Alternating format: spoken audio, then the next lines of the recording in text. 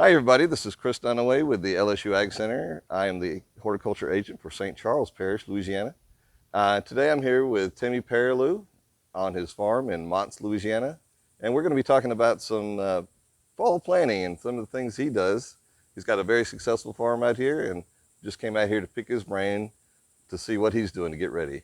So what are we talking about here, sir? What do we got here in these trays? In these trays, I've planted parsley seeds.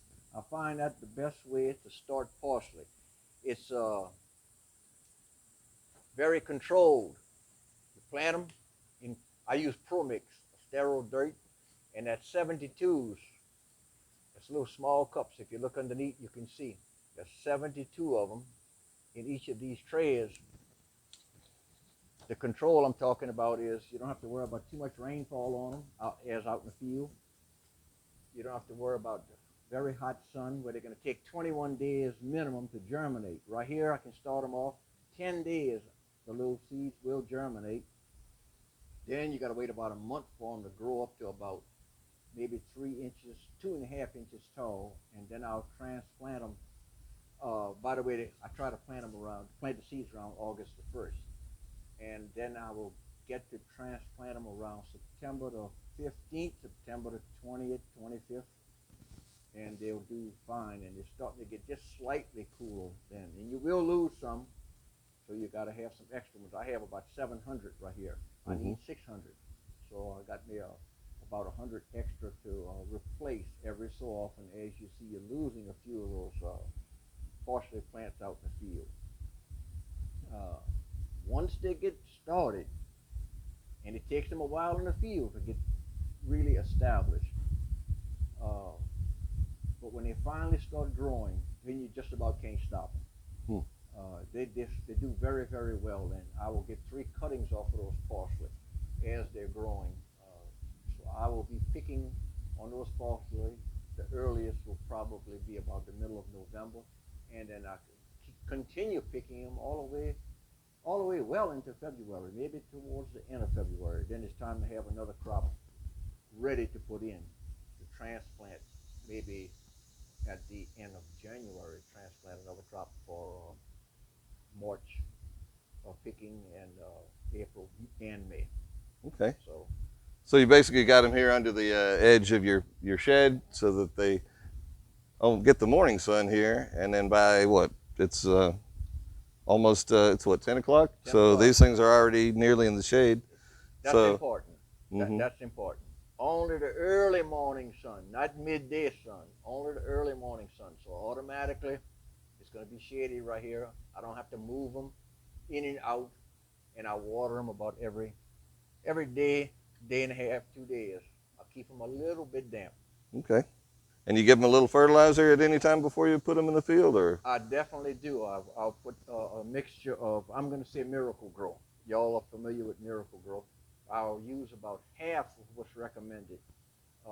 And in a sprinkle can, what's recommended is about a tablespoon per gallon of water with Miracle Grow. I use about a half a tablespoon since I'm going to be watering them once they come up with just the sprinkle can with that mixture of Miracle Grow, that light mixture of Miracle Grow. Okay, good idea. Yeah, these tender seedlings, they need a little bit of nutrient, but you don't want to burn them with a high dose, right? Yeah, you put a high dose, you will burn them. Okay. You will burn them. All right. Well, what else are you doing for fall? How do you get your field ready, say, from your summer crops that just came out before you go into the fall? We'll start with the end of the summer crop, such as corn, tomatoes, the bell peppers, the watermelons, the cantaloupes, the honeydew melons.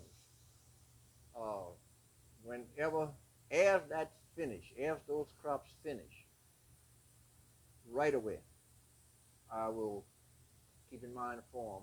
I will get in there with the bush hog and bush hog them. Cut up everything. Then I'll plow it. As soon as they finish, don't leave them there for insects to have places to hide and feed on.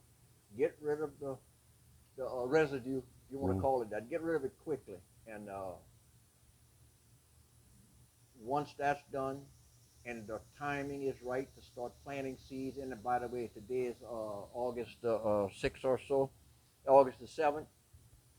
I've already started planting mustard and turnips. Now that the rain stopped, I would have planted some earlier, but mustard and turnips will do okay if planting them this early. Other Okay. seeds, I planted shallot. Shallots are a little bulb. Green onion, shallot, whatever you want to call them. I planted some yesterday, a lot of them, about two rows, two rows. Those rows are 600 feet long each. Um, the rest of the seeds, like kale, carrots, beets, spinach, Swiss chard, all of that is around September the 5th. I will plant some. And I said some because I'm going to plant more again around September the 25th, September the 30th. I'll plant more of that. I know I'm skipping a few of the items that I plant. Let's talk about the transplants. The transplants, I've got thousands of plants ordered that will be coming in at the end of August. A repeat of the same 5 vegetables around September the 10th. Plenty more around September the 26th and more on October the 10th. And those plants that I will be receiving are cabbage, cauliflower, broccoli, Romanesco. Look that up if you don't know what that is.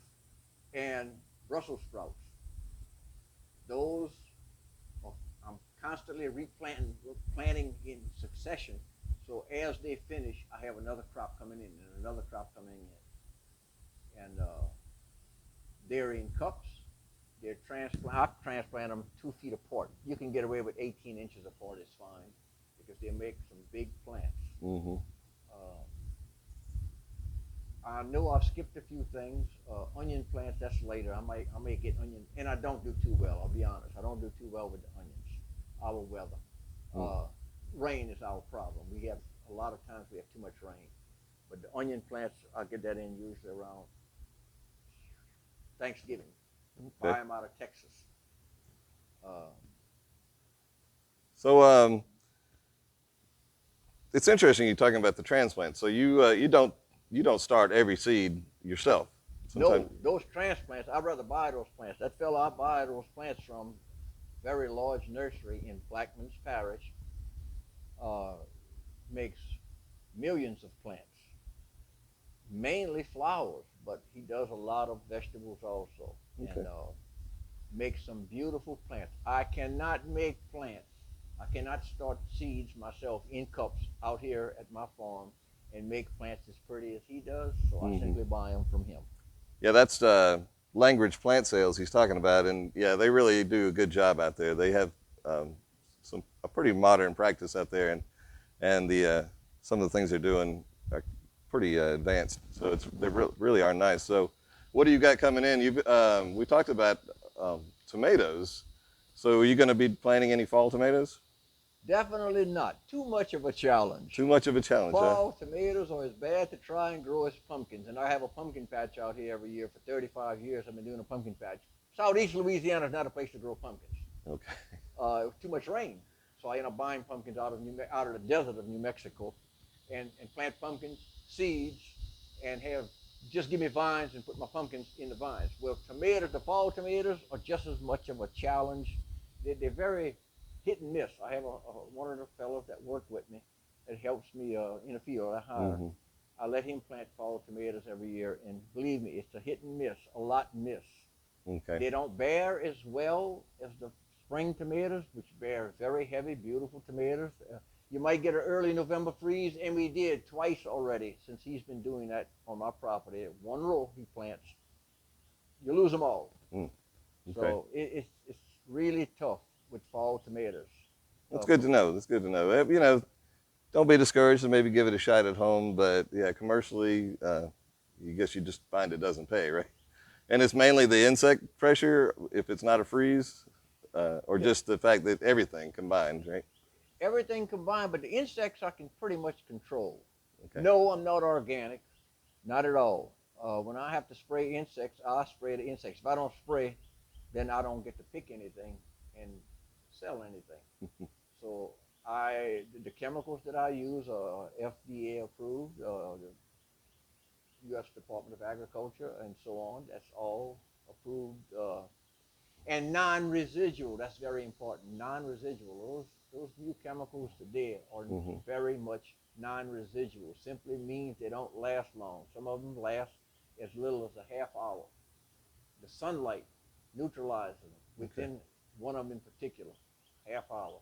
One or two of them that I use will last up to 3 days. That's the longest. This is not like arsenic of lead, DDT, and a few more I can't think of right offhand that they've long ago taken off the market, found out, oh yeah, they were good, they killed the insects, they were killing everything else too. Yeah. But that's off the market. That's no more of any of that type of chemical that's used on vegetable farming for sure. Well, but we've been talking, you use a nice integrated pest management practice anyway. One of your main strategies is timing, like we've already talked about, is get that crop out of the field, because when tomatoes stop producing, they're still a favorite food for the leaf-footed bugs and stink bugs, and all those are going to be a pest building up for your other crops later on. So like he says, and you really are cognizant of your organic matter in the soil, so you plant things specifically to till them into the soil sometimes. Definitely. Corn helps me a lot. I'll plant sweet corn. Yep, I'll sell it. But as soon as I finish picking it, and that's very bulky, you chop that up with the bush hog and plow that into the soil. It helps keep the soil a bit loose. So that's a big advantage. And back to the insects, keeping your garden or field as clean as possible. In my case, I have ditch banks along each side of my field. Yeah, I use Roundup. I've been using it for 40 years, and I'm going to continue using it until they take it off the market, and I don't see why. But keep the ditch banks clean. Keep the grass away. Keep grass away, because that's places for insects to hide. And over winter, oh God, dog, don't give them a home or to escape freezes if you can. Keep things clean. Okay. Works. Well, I like, we talked about in our garden class, we talk about hygiene, garden hygiene all the time. And sure, this is it. Cleaning up residue, keeping the weeds down, really good strategies. Let's see. One thing you mentioned just recently, you said you're growing Brussels sprouts. Now, I've had hit or miss success with Brussels sprouts. What's your secret with them? Like I told you, plant them, okay? But plant more to it than that. Variety. Number one, variety. Franklin is, I found, the best by far. It makes a big Brussels sprout, and I've been planting them for probably 5 years. I've tried other varieties in between a little bit. No good. They're too small. Franklin makes a quite large Brussels sprout. You can pick them smaller if you want. But fertilize them. Fertilize them about 3 times. You can get away with 2 times. Fertilize, triple 13 is fine. Triple 13. Fertilize them, maybe fertilize the ground before you transplant the plants. A week before you transplant the plants. And I'm going to give you the rate as to how much. And then fertilize them after you transplant them, and they've grown to be about a foot and a half tall. Fertilize them again. And I'll fertilize them a 3rd time if time allows me. I'm so busy out here, sometimes I just don't get around to doing it a 3rd time. But even a 3rd time, maximum amount. Here's the rate. Maximum amount of fertilizer per 100 foot of row. Good to know. Is 10 pounds per 100 foot of row. Not at one time. Spread it out. If you're figuring on fertilizing 3 times, then 3 pounds per 100 foot of row 3 times. And sometimes I wind up at only 6 or 8 pounds because I don't actually put the 3rd application. And you can see the difference. Wow, does it work? Don't over fertilize. You anything more than 10 pounds per 100 foot of row, I really believe you're wasting your money. You put way over 10 pounds, you're going to burn your plants. Yeah. So 10 pounds max on things like cabbage, cauliflower, broccoli. Mustard and turnips, don't need much. 4 pounds per 100 foot of row. 1 time is usually enough. definitely need fertilizer. If you skip an area, prove it to yourself. Don't fertilize a few plants. You'll see the difference. Wow. And for those of you who aren't doing row gardening, 300, 100 feet, 100 feet of row is about 300 square feet. So if you're, you can do the math to divide that out for individual plants. Now, one thing you did mention about was like you bush hog all of the residue before you till it in, and that's a good thing to remember. Is if you're doing a composting or if you're going to do like that, till it into the soil, it's really best to chop it up. You really want to increase the surface area and get those pieces into as small smaller pieces as you can, so as the organisms have more space to work on. So it'll break down much more quickly if you chop it up before you till it in or add it to your compost pile. Definitely, it'll rot a whole lot faster. Yeah. By chopping it up first instead of just going in with the big tractor that you may be able to see over here, the big tractor with a big set of plows. The bush hog first, cut it up. With a giant size lawnmower, cut it up. If you've got a garden, cut it up with your lawnmower if possible. Cut it with the lawnmower, cut it up into pieces. All right. Then use your tiller if you're into that size garden, and works well. Okay. So let's see, you take a lot of time to get your soil right, so you pay a lot of attention to that. Yeah. And you will till in the old crops. You give it how long do you give it? Do you It depends on what it is. If it's something like okra, okra is kind of woody. The plant itself, when they finish bearing, so it takes longer. They might need a month and a half minimum. Okay. 2 months preferably to have time to thoroughly rot. After I've bush hogged them and plowed them about 6 or 7 times, Mm-hmm. and cut them up in just unbelievably smaller pieces. But other things like like mustard and turnips are very leafy. Mm-hmm. That rots very quick. You could plow that under, and I could plant on that probably the next day. Okay, that's nice. So beyond that, it's interesting here you're talking about fertilizing about a week before you put the plants in the ground. So give it a chance to, naturalize, spread out, maybe do a little breakdown a little bit, be more readily available for the plants, right. Less damage, less chance of burning the roots. Right. That's good. And what was your, you had, when we were in the field, you had 3 rules for gardening. What were those 3 rules? Oh, maybe yeah. We'll end with that. Definitely. This is Southeast Louisiana, and you need to know these 3 rules if you're going to make a garden or a field. It may not apply to square foot gardening or raised beds, but those 3 are drainage. You've got to have good drainage because we get too much rain, and rain is like poison a lot of times. It just kills everything. And the second rule is drainage, and the third rule is definitely drainage. Keep that in mind. Wow, you're absolutely right. Well, the reason we have the raised beds is, that's one of the main reasons is to get up out of that native soil so you have better drainage in the first place. So thank you very much, sir. I can't wait to get out and start my fall garden now. Okay, you're welcome. Awesome. And thanks to you guys, and enjoy your gardening.